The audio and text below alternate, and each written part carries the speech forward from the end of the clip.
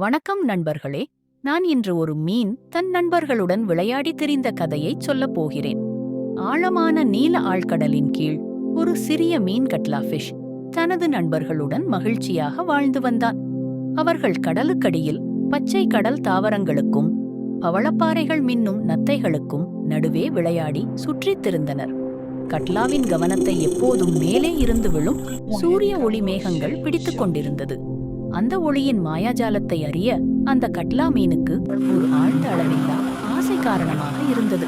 அப்போது ஒரு நாள் தைரியமாக கடல் அலை நீரில் மேலோங்கி செல்ல முடிவு செய்தான்.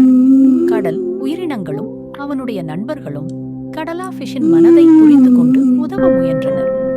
நீருக்கு மேலே சென்ற மின்வெட்டு உலகில் மின்சார சக்தியை தருவது போல கடலுக்கும் கடலில் வாழும் அனைத்து உயிரினங்களுக்கும் வெளிச்சம் மற்றும் புத்துணர்ச்சியை தரும் அந்த சூரிய ஒளியை கட்லாவிற்கு அருகில் இருந்தது. முன்னேறி நீந்திய கட்லா கடலின் மேற்பரப்பிலும் நீந்தி சூரிய ஒளியை அடைந்து வெற்றி பெற்றான். அவனுக்கு மகிழ்ச்சியோடு பார்த்துவிட்டு மீண்டும் கடலுக்குள் திரும்பினான். நான் என் கனவுகளை அடைந்து விட்டேன் என்று தன் நண்பர்களுக்கு சொன்னான் கட்லா. அவர்களும் மிக்க மகிழ்ச்சியோடு அவனை சுற்றினார்கள். அந்த நாள் முதல் கடலா ஒவ்வொரு மீனுக்கும் கனவு காணும் துணிச்சலை பரிமாறி வாழ்ந்தான்.